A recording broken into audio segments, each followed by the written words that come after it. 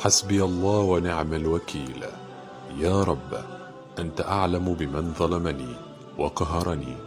اللهم لا حول لي ولا قوة إلا بك.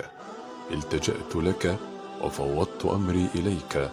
خذ حقي منهم في الدنيا والآخرة. حسبي الله ونعم الوكيل.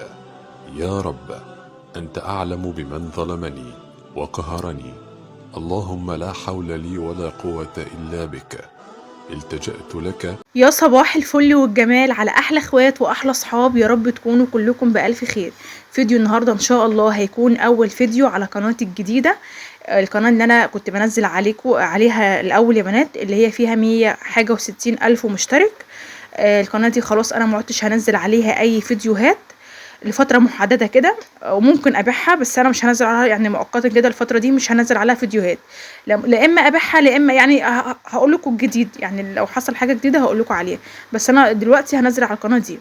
فكل اللي طالباه منكم انكم انتم زي ما بتدعموني هناك وبتشجعوني بلايكاتكم وكومنتاتكم وبكلامكم الجميل، عايزاكم هنا برضو تشجعوني بكومنتاتكم ولايكاتكم وتشتركوا في القناه.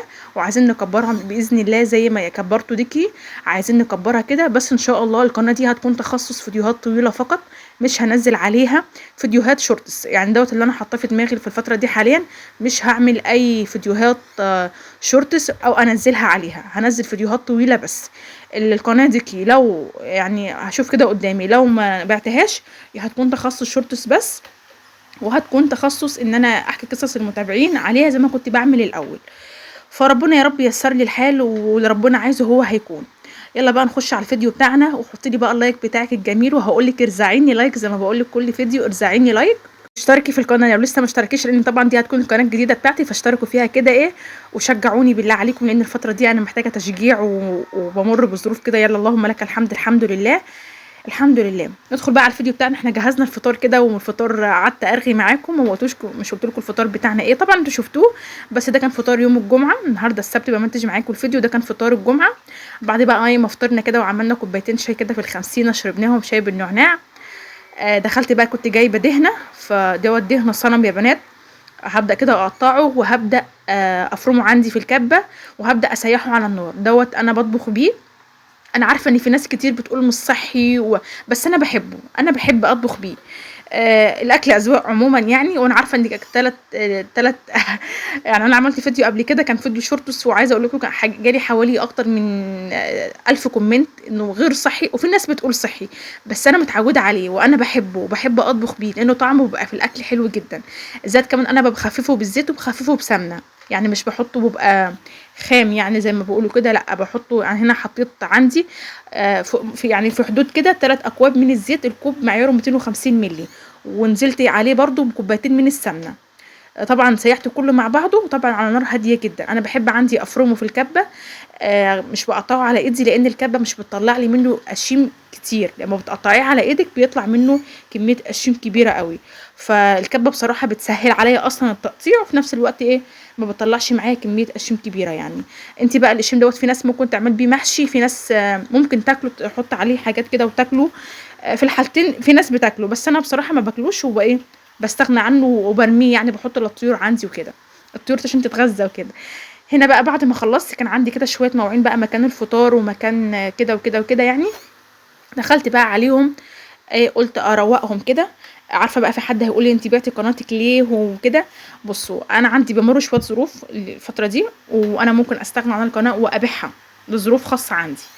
فكل اللي طالباه منكم انكم انتوا زي ما كنتوا بتتفاعلوا معايا على القناه ديكي، مع ان المشاهدات بتاعتها اصلا على الفيديوهات الطويله ما كانتش قد كده، كان الفيديو يعني بيجيب 1000 مشاهده، 2000 مشاهده، يوم ما يضرب كان بيجيب يعني ايه فوق كده، مش اكتر من كده يعني.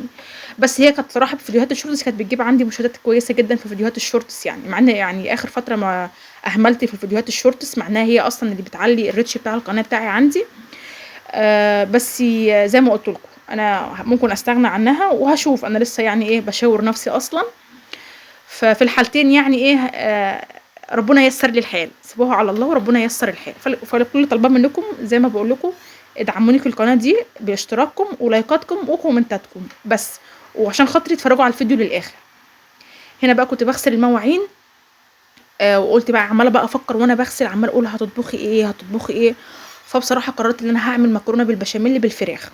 انا كان عندي برضو لحمه مفرومه بس قلت هعملها بالفراخ، لان بصراحه انا بحبها بالاتنين، يعني احنا اصلا عشاق مكرونه بشاميل انا والولاد، وانا عشق يعني، لو كلتها كل يوم ما بزهقش منها، شيء الهي كده. عايزه اقول لكم بقى مين اللي لسه عنده اطباق المونيا. انا عارفه ان في ناس كتير جدا ما عادش عندها الاطباق الالمونيا دي. انا اقول لكم بقى، انا بعشق طبيخي في الحلل الالمونيا، وبعمل في الاطباق الالمونيا دي بطق فيها بيض، بسخن فيها الفول، يعني بتنجزني في حاجات كتير، بدل ما اجيب بقى الطاسه واطلع وكده. لا بصراحه بتبقى الطبق يعني صغير كده على قد البيضه اللي انا هطقها للولاد عندي، على قد شويه فول، على قد حبه حاجات كده، تبقى في حاجات صغيره كده، فمحتاجه متخصصه كده في حاجات ايه صغيره برضو. فانا بصراحه من عشاق الحلل الالمونيا في كل حاجه، بحب اطبخ فيها، بحس ان الاكل له نكهه تانية كده وليه طعم تاني في الاكل في الحلل الالمونيا او في اي حاجه المونيا. ده ذوقي طبعا، وده مش بفرضه على حد يعني، بس انا بقول لكم انا بحب ايه، لان انا طالعه من بيت عندي دلوقتي اصلا امي ما بتطبخش غير بالحلل الالمونيا. جبنا لها طقم ستانلس كان في عيد الام اللي فات، وقالت مش هطبخ فيه لحاله مركون، فشكل انا اللي هاخده منها بعد ما جبته انا واخواتي، انا اللي هاخده، بس هنتخانق عليه الاول طبعا عشان بقى مين اللي ياخده، بس هنفرقه على بعض بدل ماما مش عايزه تطبخ فيه يعني، ونبقى نجيب لها حاجه تانية تعمل فيها، لان احنا قلنا لها بلاش بقى المونيا وكده، وجيب خدي بقى الطقم الاستانلس ده. فهي مصممه ان هي برضو تطبخ في الحله الالمونيا وكده. المهم بقى دي الحله اللي انا كنت عامله معاكم، الحله اللي هي الجرانيت دي كانت تيفال عندي، وانا ايه طليتها طلاق جرانيت، وانا طبعا الفيديو معاكم على القناه بقى ايه القديمه، هنقعد بقى نقول القديمه والجديده على القناه القديمه، عشان ده هينزل الفيديو دوت هينزل على القناه الجديده ان شاء الله باذن الله، يعني كان لنا عمر. خلصت بقى المواعين هنا، وغسلت بقى الحوض عندي بالرخامه بكله. عايزه اقول لكم الحوض بتاعي عندي جه عليه فلاش، عايزه اقول لكم خلى المنظر بتاعه طفى الاستانلس بقى مكان منور عندي طفاه، فعايزه اشوف حل للموضوع ده لان مضايقني بصراحه. جبت بقى الحنفيه دي، مش حنفيه بيقولوا عليها ايه والله ما عارفه، جبتها ب50 جنيه، بس بصراحه حلوه يعني بسطاني، وان شاء الله ناويه اسيبها. انا حطيتها قبل كده مره ورجعت شلتها، بس قررت ان انا اسيبها وخلاص يعني. دخلت بقى على المكرونه بالبشاميل، زي ما قلت لكم هعملها بالفراخ.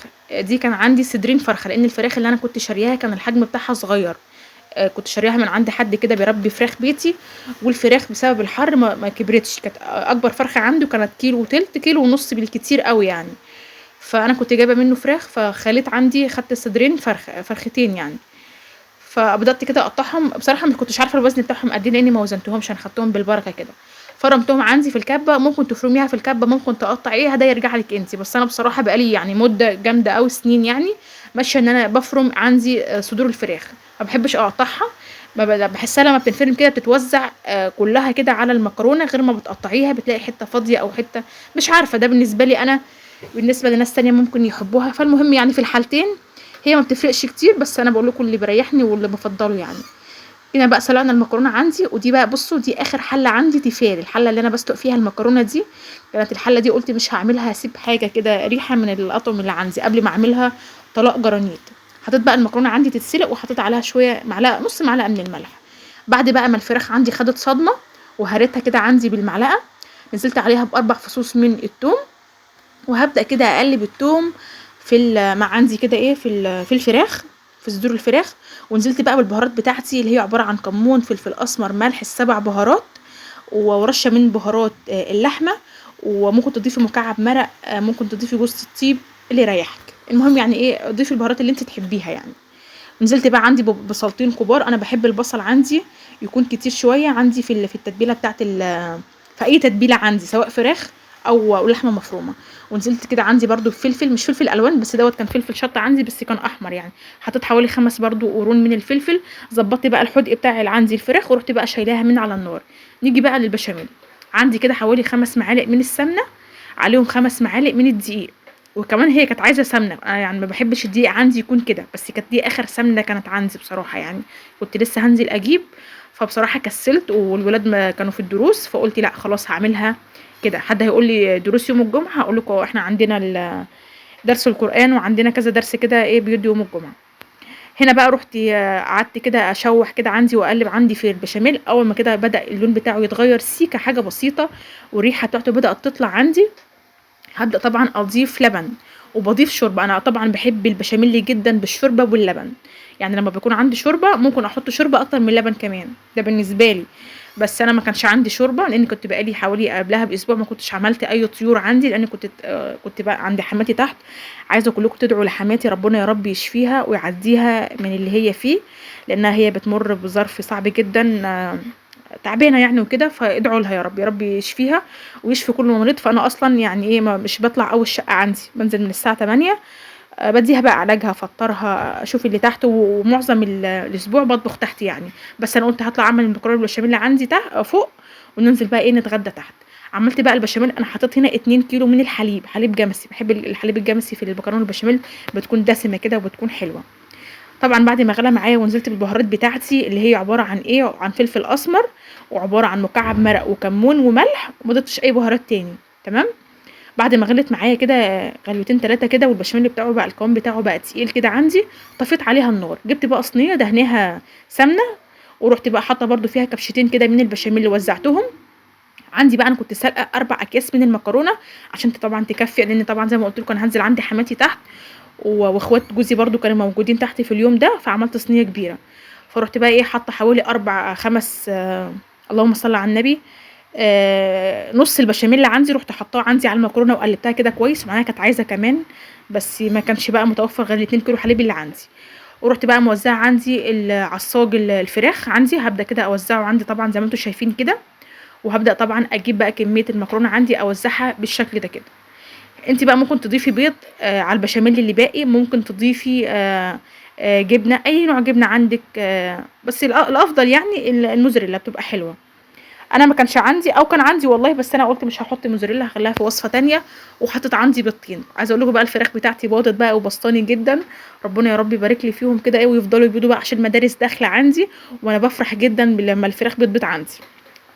زي ما قلت لكم انا عندي فراخ ومربيه سور كده، كنت شاريه فراخ جديده وكبرت والحمد لله بقى لها 5 شهور، فبدات بقى تبيض عندي. فعشان كده البيض صغير، لو انت بقى عندك البيضه كبيره فحطي بيضه واحده، اكتفي ببيضه واحده، بتخلي لون البشاميل، بتعزز كده لون البشاميل وبتدي له طعم حلو جدا. بس ما تنسيش بعد ما تحطي البيضه عندك تنزلي عليها برشه فلفل اسمر عشان الزفاره. بعدين كده هبدا بقى اوزع البشاميل اللي عندي. وطبعا زي ما انتم شايفين كده قوام البشاميل اللي عندي لا هو تقيل قوي ولا هو خفيف قوي، خلي البشاميل بتاعك كان وسط، يعني كان البشاميل كان وسط، مش كان خفيف ولا تقيل. بس عايزه اقول لكم غرقوها بشاميل، بتبقى حلوه جدا، يعني بتكون طريه كده وجوسي وطعمها لذيذ جدا. ده بقى شكلها. بصوا سامحوني، انا المفروض كنت اخد لكم فيديو، بس كان ميعاد الغدا بتاع حماتي جه، او ميعاد العلاج، ولازم تاخد العلاج من هنا، لازم يعني تاكل من هنا عشان ممكن تدوخ وتقع. فاخدت صوره ونزلت خدت الصينيه ونزلت اجري. كانت بقى برضو اخت جوزي عامله اكل تحت، فايه غرفنا بقى ايه وحطينا بقى ايه وقعدنا كلنا اتغدينا بقى. فقلت لهم بقى انا هطلع اعمل لكم عصير جوافه. وطلعت بقى ايه جبت كده حوالي، كان عندي نص كيلو من الجوافه باقي عندي، فقشرته كده وقطعته وحطيته عندي بقى ايه في الخلاط. المهم يعني عملت عصير جوافه، مش محتاجه ان انا اقول ايه هعمل ايه في عصير الجوافه، يعني ايه اي حد سهل يعمله يعني. فالمهم بقى ايه خلصت بقى عصير الجوافه، وخدت بقى ايه العصير الجوافه ونزلت. بس عايزه اقول لكم انا يعني حبيت اصور قدامكم عصير الجوافه وانا بصبه يعني كده عشان تشوفوا. وبكده بقى الفيديو بتاعنا يكون كده خلاص بنقول خلاويص. اتمنى تكونوا حبيتوه وتشجعتوا منه وخدتوا طاقه ايجابيه حلوه منه. ما تنسونيش بقى انكم انتوا تشتركوا في القناه دي وتفعلوا زر الجرس، وكومنتاتكم انا بحب اقرا كومنتاتكم، اكتبوا لي كومنتات، انتوا مقصرين معايا في اللايكات وفي الكومنتات، فاكتبوا لي كومنتات وحطوا لايكات، فجروا الفيديو لايكات، وشجعوني في القناه دي علشان نبدا نصور ان شاء الله، نعمل فيديوهات حلوه ونعمل فلوجات حلوه. كده بقى فيديو النهارده يكون خلص، نشوفكم ان شاء الله في فيديو جديد، ومع السلامه.